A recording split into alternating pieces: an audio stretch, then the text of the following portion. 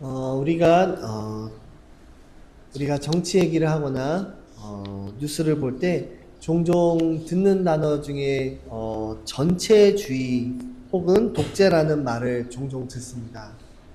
전체주의 다 한 번씩은 들어보셨죠?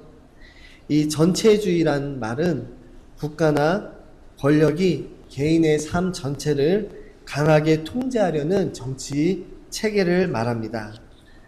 전체주의에서는 국가가 개인보다 우선시되고 개인의 자유나 권리보다는 국가, 지도자, 이념이 더 중요하다고 봅니다. 또 강력한 독재 권력을 가진 한 사람이나 한 정당이 권력을 독점하는 경우가 많습니다. 그리고 권력을 유지하기 위해서 사상과 표현을 통제하고 언론, 교육, 예술, 종교 등을 통제하여서 국민이 모두 다 똑같은 생각을 하도록 만듭니다. 감시와 탄압이 일어나고 비밀경찰, 검열, 감시 등을 통해서 반대 의견을 억압을 합니다. 또 국가가 지속적으로 대중매체를 이용해서 지도자와 체제를 지속적으로 찬양하는 이런 체제를 전체주의라고 얘기를 합니다. 역사적으로 대표적인 사례가 바로 독일의 나치 히틀러나 북한의 김정은 정권, 이런 것들을 전체주의라고 할 수 있겠습니다. 전체주의의 반대는 뭐죠? 자유민주주의라고 불립니다.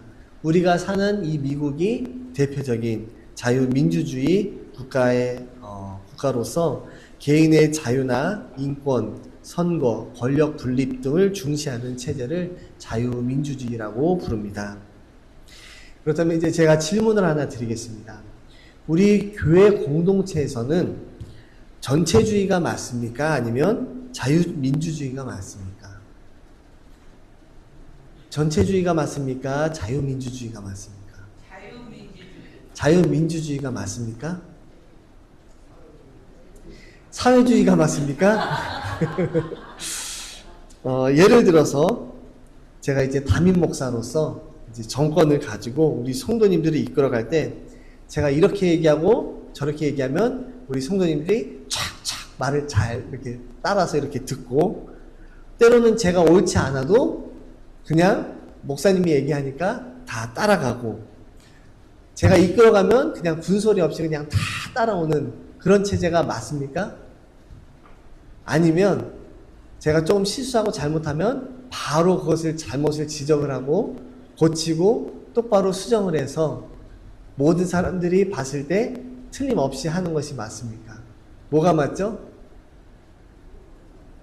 저는 전자가 좀 좋게 들립니다. 우리 성도님들은 어떻게 들리시나요? 뭐가 맞습니까? 전자가 맞습니까? 후자가 맞습니까? 저를 좋아하시는 분들은 전자로 가자고 그럴 것이고, 제가 조금 못마땅하게 여기시는 분들은 후자로 가자고 하실 수도 있을 것인데, 네, 예, 감사합니다. 근데 중요한 것은 저를 기준으로 봤을 때는 전체주의가 안 됩니다. 그렇게 잘못되면 흔히들 말하는 사이비가 되는 것이죠.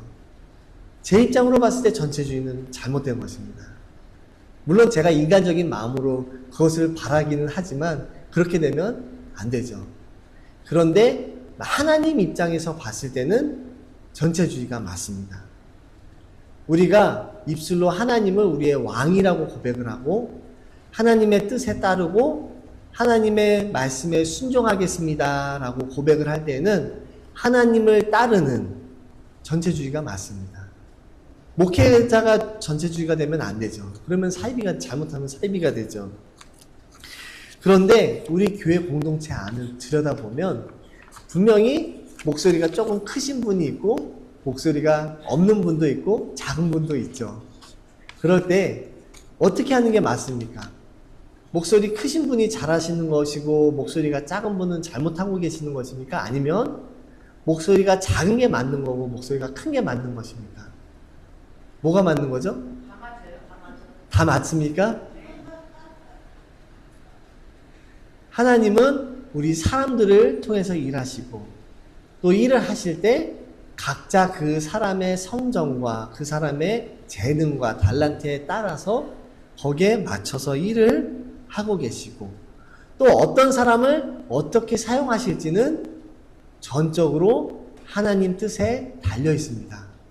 하나님이 어떤 사람은 목소리 크게 일하게 하시고, 어떤 사람은 조용히 따르게 하시고, 어떤 사람은 목사로 일하게도 하시고, 어떤 사람은 성가대로 일하게도 하시고, 또 어떤 사람은 꽃꽂이하게도 일하시고, 또 어떤 사람은 청소하게도 하시는 그 모든 것이 어떤 것이 더 중요하고 어떤 것이 더 잘하냐 못하냐가 중요한 것이 아니라 어떤 일이 맡겨졌던 간에 하나님께서 뜻하시는 그 뜻대로 순종하면서 나아가고 있느냐 아니냐가 중요한 잣대가 된다는 것입니다.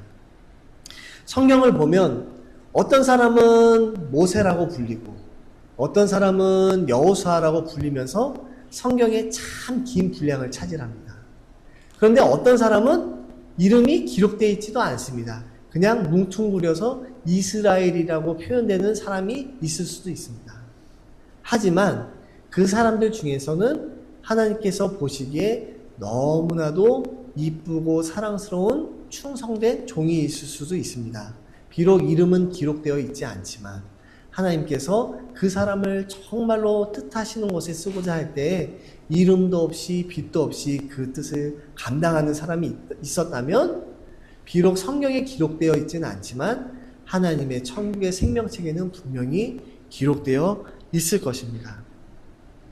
우리 인간들은 항상 관심을 갖습니다. 누가 목소리가 더 크고 더 작은지, 누가 더 앞에서 일하고 누가 뒤에서 일하는지, 누가 더 귀한 직분을 갖고 누가 그렇지 않은지를 우리 인간들은 따집니다.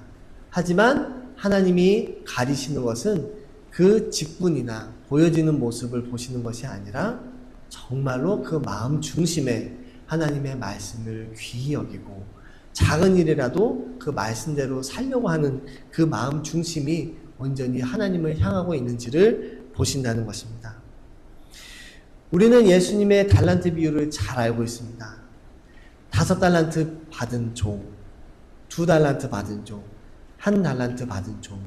이 종들을 볼 때 우리는 그저 누가 5달란트를 받았는지, 누가 2달란트를 받았는지, 누가 1달란트를 받았는지를 관심을 갖고 지켜봅니다. 그것은 인간의 관점입니다.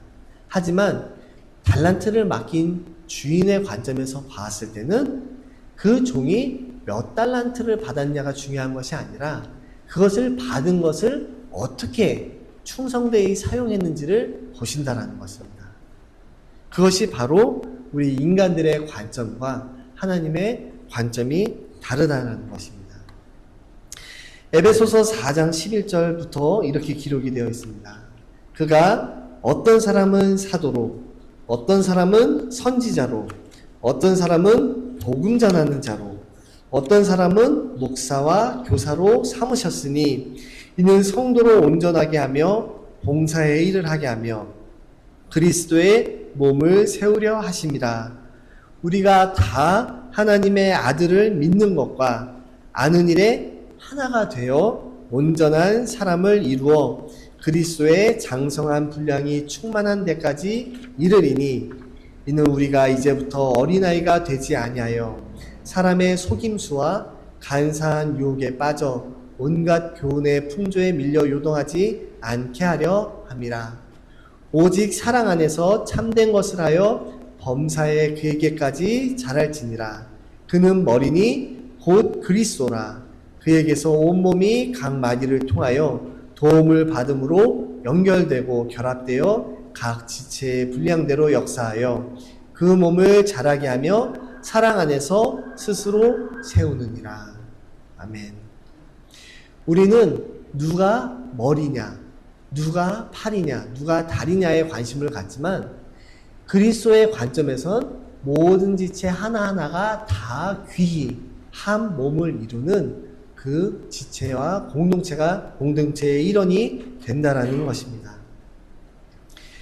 하나님이 우리를 부르셨습니다. 각기 다른 모습으로 부르셨습니다. 혹시 여기에서 단 한 분이라도 우리 교회에 필요 없는 분이 있습니까? 우리 교회에 쓸모없는 분이 있습니까?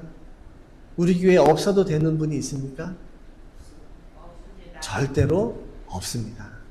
하나님이 보셨을 때 다 소중한 지체들이고 어떤 직분을 가지고 있냐가 중요한 것이 아니라 하나님께서 뜻하시는 그곳에 우리가 온전히 주님께 충성되어 일하고 있느냐, 그것이 중요한 것입니다.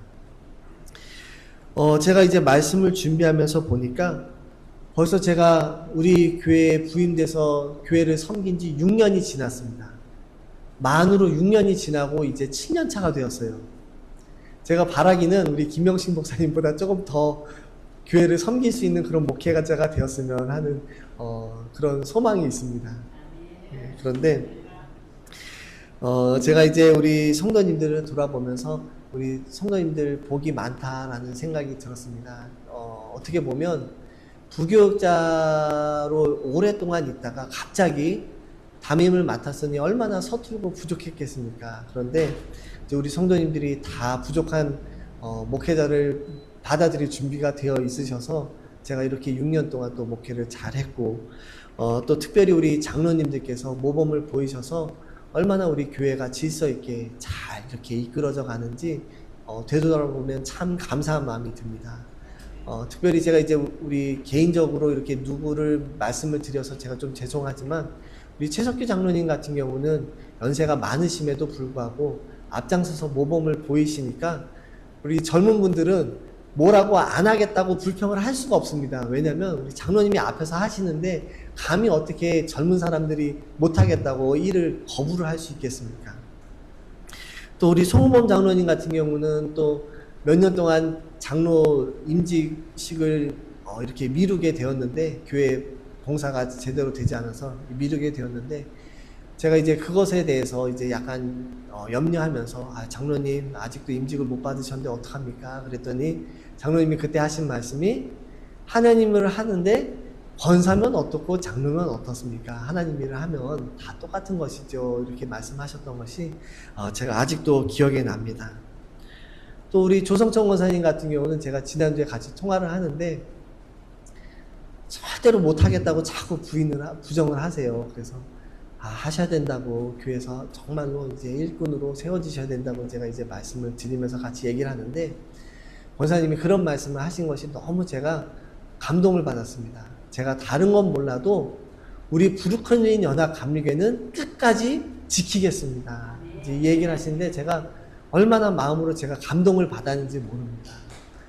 제가 특별히 이제 우리 서순영 권사님이랑 같이 이제 집을 가면 한 번씩 이제 같이 얘기를 해요. 이제 우리 김영식 목사님, 서정진 사모님이랑 같이 처음 개척했던 얘기들, 고생했던 얘기들, 또 우리 고 조찬행 장로님하고 이제 교회 섬겼던 얘기들 이제 한 번씩 하시는데, 그때 하셨던 말씀 중에 하나가 우리 조성천 권사님한테 이제 장로가 될 때쯤이면 하나님 축복 충분히 많이 받은 거라고 이제 말씀하셨다고 이제 그 얘기를 하셨던 기억이 나는데, 정말 우리 고 조찬행 장로님께서 우리 김영식 목사님하고 열심으로 그렇게 합심하여서 교회를 이렇게 세우고 지키셨던 그 과정들을 우리 조성천 권사님께서 다 보시고 또 성장하시고 이제 또 그 뒤를 이어서 또 이제 교회를 끝까지 지키겠다고 이제 그렇게 말씀을 하시니 얼마나 우리 브루클린 연합 감리교회가 복된 교회인가 이런 생각이 들었습니다. 교회가 정말 믿음의 반석 위에서 잘 세워져서 또 우리 장로님들 또 앞에서 모범을 보여주시고 또 뒤에서 또 이제 후배들이 그 길을 따라가는 모습들을 통해서 정말 오늘 말씀은 제가 굳이 전하지 않아도 이미 성도님들이 다 이미 마음으로 아시는 말씀이 아닌가 생각이 듭니다. 그럼에도 불구하고 또 제가 목회자로서 말씀을 전해야 하니까 준비된 것은 제가 끝까지 전하도록 하겠습니다. 하나님께서 이렇게 우리 브루클린 연합 감리교회를 사랑해 주시고 또 그렇게 내가 맡은 자리에서 끝까지 최선을 다하게 하셨는데, 물론 이제 우리 장로님들 뿐만이 아니라 우리가 잘 이렇게 이름이 불려지지 않는 우리 성도님들 한 분 한 분이 다 이렇게 우리 교회를 이끌어가고 또한 맡은 자리에서 그렇게 교회를 섬기는 그 모든 과정들이 어떻게 보면 하나님께서 하나님 나라를 우리 교회에 세우시는 과정들이고, 또한 그것이 바로 하나님께서 우리들을 통해서 원하시는 일이 아닌가 생각이 듭니다.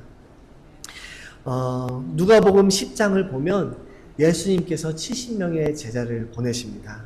이제 파송을 하시는데 제자들을 둘씩 짝지어서 마을과 지역으로 보내시면서 어린 양을 이리 가운데 보내는 것과 같은 마음이다 이렇게 말씀하십니다.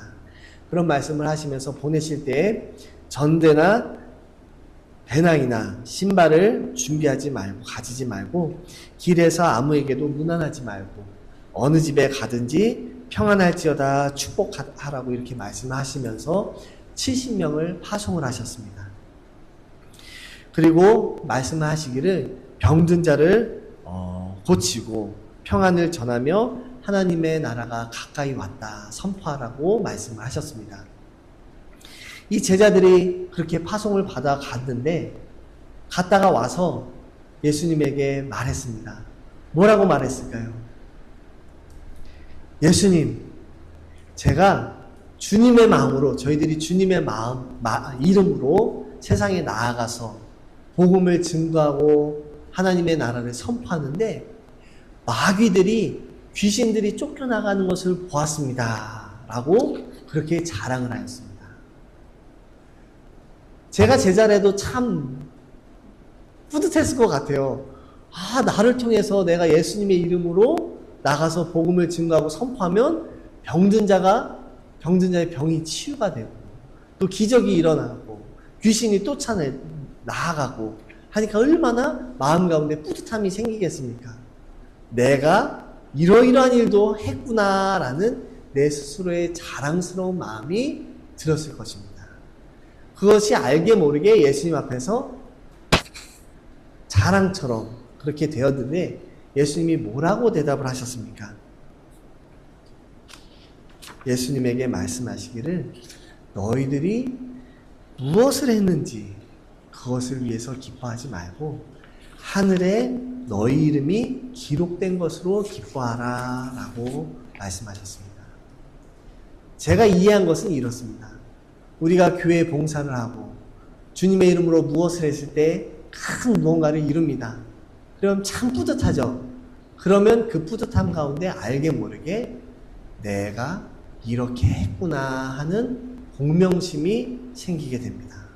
자랑하고 싶은 마음도 생기죠. 야, 내가 이렇게 했어. 내가 이 정도까지 했어.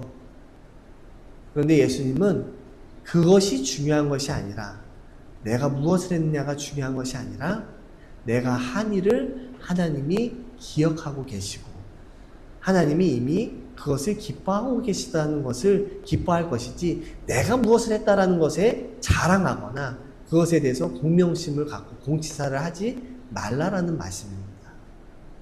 우리가 하는 모든 일들이 지나서 되돌아보면 야, 내가 그 정도도 뭐 했었지, 왕년에 뭐도 했었지 라는 그 뿌듯함과 자랑으로 남을 수 있는데 절대로 그것 때문에 기뻐하지 말고 내가 충성된 종으로서 하나님을 섬긴 그것에 대해서 하나님이 기뻐하셨다는 그것 하나만으로 충분히 됐다라는 그 마음을 가지고 주님의 일을 감당하라는 말씀입니다. 모세가 이스라엘을 이끌어서 광야로 인도한 그것이 중요한 것이 아니라 모세가 하나님 말씀에 순종했다라는 것이 중요한 것이고 하나님 뜻이 모세를 통해서 하나씩 하나씩 이루어져 갔다는 것이 중요한 것입니다. 굳이 모세가 아니더라도 아무개라도 할 수 있는 일을 모세가 충성되이 했기 때문에 그것이 기쁜 일이지 모세 그 이름이 중요한 것은 절대 아니라는 것입니다. 이제 오늘 본문으로 돌아와서 오늘 본문 말씀은 이스라엘 백성이 배고프다고 원망을 해서 만나를 받았습니다. 만나를 먹다 보니까 물렸어요. 조리법도 생겼는데 물렸습니다. 이제 무슨 불평을 하죠? 고기가 먹고 싶다는 마음이 듭니다. 하나만 자꾸 먹으면 물리죠. 감사하던 처음에 배가 고플 때에는 배만 채우면 좋겠다라는 생각이 드는데 배가 채워지면 맛있는 것을 먹고 싶어 합니다. 이제 이 이스라엘 백성들이 원망을 하는데 뭐라고 원망을 하냐면 애굽에 있었을 때는 생선과 오이와 참외와 부추와 파와 마늘들을 먹었었는데 왜 이 광야에 나와서 그런 것들을 먹지 못하느냐 원망을 합니다. 모세가 이제 하나님께 말하는데 모세가 이렇게 얘기를 합니다. 고기를 어디서 얻을지 사람들을 나를 향하여 울며 말합니다. 라고 이렇게 하나님께 얘기를 합니다. 자신은 혼자서 이 모든 백성을 감당하지 못하겠다고 얘기를 합니다. 저 같아도 중간에서 괴롭지 않았을까 싶습니다. 하나님의 뜻대로 순종해서 이스라엘을 광야로 이끌어 왔는데 백성들은 자꾸 불평과 원망을 합니다. 저 군중들이 반기를 들기 시작하면 모세도 생명의 위협을 느끼죠. 너무나도 괴롭습니다. 그때 하나님이 모세에게 장로와 지도자가 될 사람 70을 회막으로 데리고 오라고 말씀하십니다. 아마도 이 백성들이 이끌어갈 70명의 지도자를 불러서 하나님의 영으로 기적을 보여주시고 또한 그 힘으로 백성들을 잘 이끌어 가게 하시려고 하나님께서 70명의 장로들을 채우려고 하신 것이 아닌가 싶습니다. 그래서 이제 모세가 장로 70들을 모아서 장막으로 둘러 세우고 이 장로들에게 하나님의 영이 임해서 예언을 말하기 시작하는데 왠지 이유는 정확하지 않지만 주석도 이렇게 여러 가지 이론들이 있습니다만 이 엘닷과 메닷이라는 사람은 장막으로 나오지 않고 그 진영에 머물러 있었습니다. 그런데 모세의 말한 대로 장막으로 나오지 않는 이 둘에게도 똑같이 하나님의 영이 임해서 예언을 하기 시작했습니다. 그러면 이 진영에는 누가 있었을까요? 많은 백성들이 있었습니다. 많은 백성들이 있었고 그 두 명이 하나님의 영이 임해서 예언하는 것을 보게 되었습니다. 그러면 백성들이 어떤 마음이 들까요? 이 두 장로들을 우러러보게 될 것입니다. 특별한 권위와 하나님의 영의 능력을 바라보 주목하게 될 것입니다. 이 이야기를 어떤 손이 보고 나서 모세에게 달려와서 얘기를 했습니다. 그리고 이 얘기를 옆에서 여호수아가 들었습니다. 그러니까 여호수아가 뭐라고 얘기를 하죠? 모세로 하여금 예언을 못하도록, 그 둘이 예언을 못하도록 만류하라고 얘기를 합니다. 왜 만류를 하라고 하죠? 혹여라도 그 둘 때문에 모세의 권위나 그 지도력이 낮춰질까봐, 상쇄될까봐, 혹여라도 그 힘이 약해질까봐 염려가 되어서 그 둘을 만류하라고 부탁을 합니다. 그러니까 모세가 뭐라고 얘기를 하죠? 하나님께서 하나님의 영을 그들에게 주고 그 둘뿐만이 아니라 모든 백성에게도 하나님의 영이 임하기를 원한다라고 이렇게 대답을 했습니다. 여호수아는 이 둘이 더 이상 특별한 하나님의 영으로 예언을 못하게 만류를 했고 모세는 오히려 모든 사람으로 하여금 다 하나님의 영이 임했으면 그래서 예언하는 능력을 가지게 되었으면 이렇게 바라게 되었습니다. 모세와 여호수아의 차이가 무엇입니까? 여호수아가 바라보는 권위나 권력은 모세가 중심이 되는 권위와 권력이었습니다. 하지만 모세가 바라본 권위와 권력은 자기 스스로 모세가 아니라 오직 한 분 하나님이기를 바랐던 것입니다. 하나님 앞에서는 저는 모세가 아닙니다. 근데 이제 예를 들어서 내가 모세든 내가 하나님의 특별한 능력을 받았더라도 나뿐만이 아니라 한 사람이라도 더 그런 능력을 받아서 한 사람이라도 더 하나님의 사역에 동참을 하면 그게 복된 것이지 나만 그 능력으로 사람들이 이끌어가는 것은 관심이 없었던 것입니다. 아마도 여호수아가 아직까지는 모세보다 덜 신앙적으로 성숙한 모습이 아니었나 싶습니다. 모세는 내가 이름이 높여지고 내가 지도자로서의 권위를 유지하는 것이 중요했던 것이 아니라 한 명이라도 더 하나님 사역에 동참해서 그 일을 열심으로 감당했으면 하는 마음이 있었던 것입니다.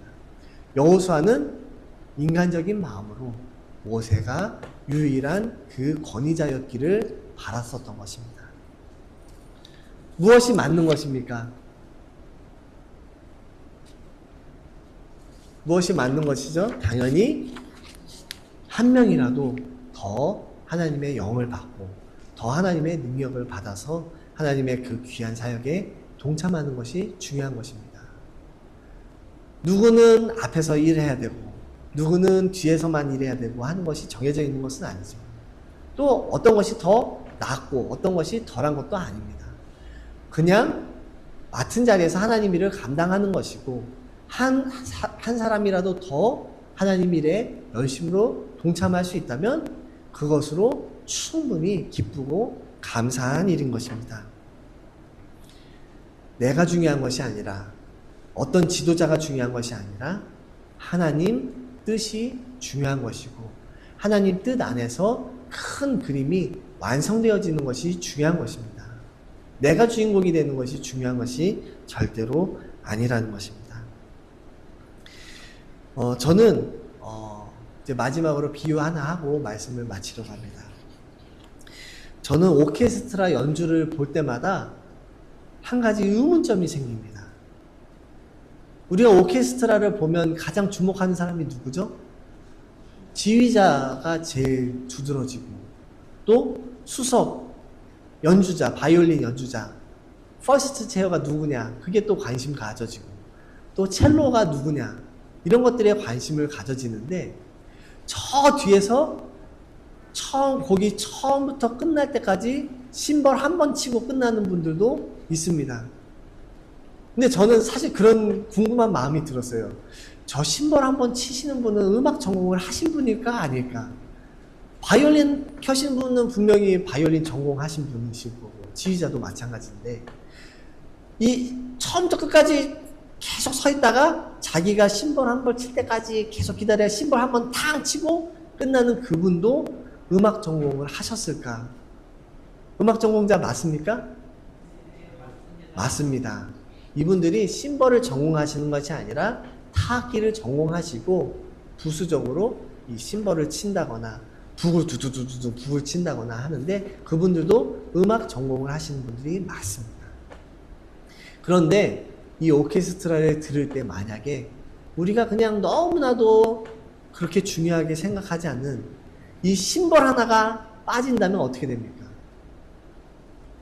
이 심벌 하나가 빠지면 어떻게 되죠? 그 곡이 온전히 연주가 되는 것입니까? 아닙니까? 제가 지휘자면 짜증날 것 같아요. 왜냐면 이 곡에서 하이라이트로 이 심벌을 탕 쳐줘야 되는데 이게 없으면 어떻게 됩니까? 물론 그 사람은 내가 이걸 하찮은 것을 한다라고 생각할 수도 있고 보는 사람도 이것을 하찮은 거라고 생각할 수도 있지만 지휘자 입장에서는 그 한 번에 그 강조하는 그 심벌이 너무나도 중요한 포인트가 될 수도 있는 것입니다. 예수님께서 비유로 말씀을 하셨는데 100마리의 양이 있는데 한 마리의 양을 잃어버렸습니다. 그러는데 그 양을 찾기 위해서 식음을 전폐하고 온 동네방네를 다 헤집고 다닙니다. 왜 그렇죠? 그 한 마리의 양이 단순히 숫자 하나의 1을 잃어버린 것이 아니라 너무나도 귀한 한 마리의 양, 내 생명과도 같은 양을 잃어버렸기 때문입니다. 하나님이 우리를 바라보실 때는 우리가 인간적으로 누구를 평가하고 잘났네, 못났네, 배웠네, 못 배웠네, 가졌네, 못 가졌네 평가하더라도 하나님이 보셨을 때는 한 사람 한 사람이 너무나도 소중한 사람이고 한 사람이라도 더 하나님의 영이 임해서 하나님의 귀한 사역에 동참하기를 바라신다라는 것입니다. 그런데 우리 인간은 우리가 뭐길래 다른 사람을 평가하고 저 사람은 필요 없어도 되는 사람이라고 평가절하를 하겠습니까? 이 오케스트라가 완성되기 위해서는 모든 사람이 다 지휘자 한 명의 그 지휘를 따라서 자신의 맡은 역할을 잘 감당을 하고 한 파트라도 빠짐이 없이 다 동참해야 이 오케스트라가 이루어지는 것처럼 하나님께서 귀한 사역을 하실 때는 여기 모인 한 사람 한 사람이 다 하나님의 역할을 잘 감당을 할 때 주님의 귀한 사역이 이루어지는 것입니다. 제가 여기 오늘 주보의 제목을 함께 같이 해요, 이렇게 제목을 달았습니다. 여기 있는 모든 분들이 한 사람 한 사람이 하나님의 귀한 일꾼들입니다. 하나님의 영이 임하셔서 성령 충만하셔서 여기 모인 모든 분들이 한 사람도 빠짐없이 다 같이 우리 브루클린 연합감리교회를 귀하게 세워나가는데 같이 함께 하시기를 간절히 축원합니다. 기도하시겠습니다. 고마우신 하나님 감사합니다. 우리 브루클린 연합감리교회를 세워주시고 또한 보혈로 세우신 그 교회 위에 이렇게 믿음의 일꾼들을 세워주시고 함께 사랑으로 함께 주님의 귀한 사역들을 감당케 하여 주심을 감사드립니다. 우리가 주님의 일을 감당할 때 자꾸 인간의 눈으로, 인간의 마음으로 주님의 일을 감당하는 경우들이 있습니다. 주님 용서하여 주시고 주님의 마음, 사랑의 마음을 품게 하시고 주님의 마음으로, 주님의 생각으로 주님의 일을 감당하는 우리 모두가 되게 하여 주시옵소서. 여기에 있는 모든 분들이 주님의 영이 충만하여서 한마음이 되어 주님의 귀한 사역을 감당할 때 주님의 나라가 우리 브루클린 연합감리교회 위에 세워질 수 있도록, 임할 수 있도록 역사하여 주시옵소서. 주님의 은혜에 감사를 드리며 예수님의 이름으로 기도드립니다. 아멘. 시간에는 다 함께 일어나셔서